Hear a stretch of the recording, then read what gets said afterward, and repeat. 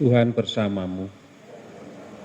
Inilah Injil Yesus Kristus menurut Lukas.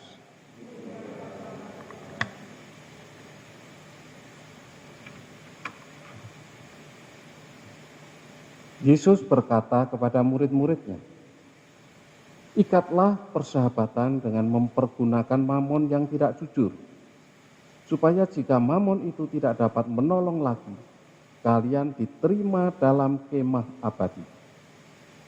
Barang siapa setia dalam perkara-perkara kecil, ia setia juga dalam perkara-perkara besar.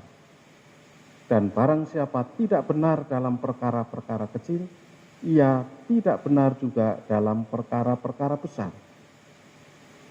Jadi, jika kalian tidak setia mengurus mamon yang tidak jujur, siapakah yang akan mempercayakan harta sejati kepadamu? Seorang hamba tidak mungkin mengabdi dua tuan. Karena jika demikian, ia akan membenci yang seorang dan mengasihi yang lain. Atau ia akan setia kepada yang seorang dan tidak mengindahkan yang lain. Kalian tidak dapat mengabdi kepada Allah dan kepada Mammon." Semuanya itu didengar oleh orang-orang Farisi, hamba-hamba uang itu. Dan mereka mencemooh Yesus. Maka Yesus berkata kepada mereka, "Kalian membenarkan diri di hadapan orang, tetapi Allah mengetahui hatimu. Sebab apa yang dikagumi manusia dibenci oleh Allah." Demikianlah Injil Tuhan.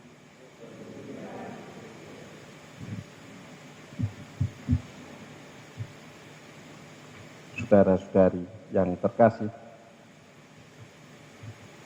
Yesus mengingatkan pada kita juga saat ini bahwa kita tidak boleh mengabdi kepada Mammon, sekaligus juga kepada Allah. Artinya apa? Allah atau Yesus Kristus itu tidak bisa dikompromi. Kan banyak persoalan-persoalan sampai dewasa ini penyelesaiannya itu bisa diatur. Zaman Pak Adam Malik dulu, semua bisa diatur. Semua bisa diatur itu bisa juga bernuansa negatif seperti adanya kompromi-kompromi. Ada lobby-lobby kalau di tingkat elit politik. Kalau ada kesulitan, ada yang pro kontra, banyak yang kontra, belum banyak yang pro, macam itu. Di lobby. Ini ada kompromi-kompromi. Nah, Allah dan Tuhan Yesus itu tidak mau dikompromi antara dia dengan Mammon. Antara Allah dan kekayaan itu nggak bisa dikompromi.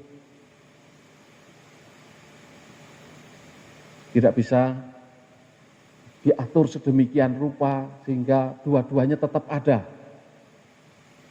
Berkuasa atas diri kita. Harus salah satu. Jadi ini dibutuhkan suatu ketegasan. Kita hanya mengabdi kepada Allah, bukan pada kekayaan. Tetapi mengabdi kepada Allah bukan berarti tanpa kekayaan.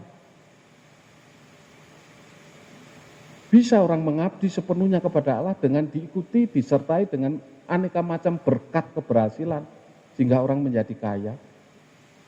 Tetapi orang yang seperti ini, dia tidak melekat pada kekayaannya. Tidak diatur hidupnya oleh kekayaannya, tapi semuanya diatur oleh Allah. Nah, orang yang seperti ini, orang yang boleh dikatakan memiliki kebebasan batin. Yang memiliki kebebasan batin itu jiwanya cenderung untuk mudah digerakkan oleh Allah, dipakai oleh Allah, atau tertuju kepada Allah. Karena jiwa itu merupakan kecenderungan-kecenderungan. Di dalam diri kita itu, jiwa kita itu merupakan kecenderungan. Kecenderungan ke sana atau ke sini. Nah, orang yang memiliki kebebasan batin itu selalu akan cenderung mudah bagi Allah untuk menggunakannya. Dan ini berkaitan dengan apa kalau kebebasan batin? Dengan lepas bebas.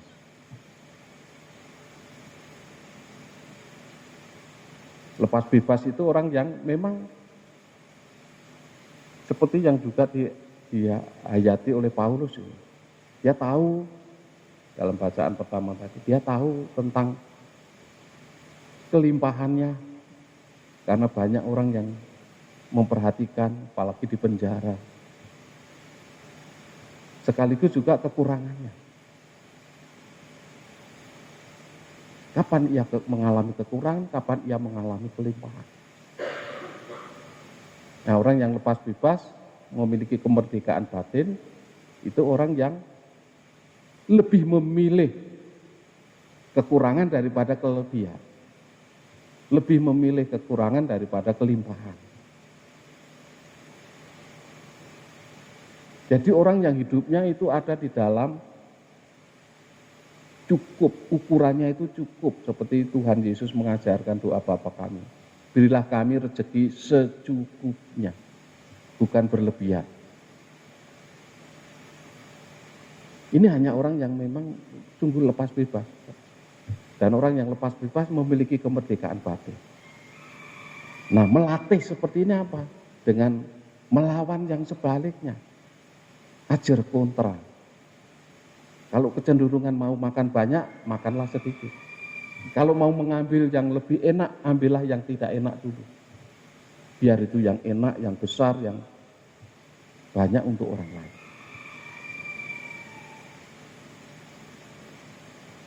Nah, orang-orang yang seperti begini ini akan mudah dipakai oleh Allah. Mudah digerakkan oleh Allah untuk mewujudkan kehendaknya. Karena orang seperti ini akan setia dalam hal-hal yang kecil. Orang seperti ini selalu akan taat pada Allah, pada kehendaknya, daripada kehendak sendiri.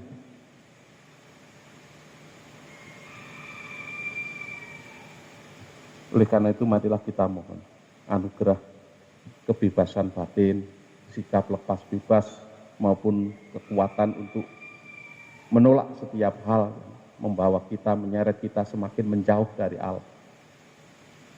Kita punya keberanian dan kekuatan untuk melawan setiap kecenderungan, bahkan setiap gerakan-gerakan yang menjauhkan kita dari Allah.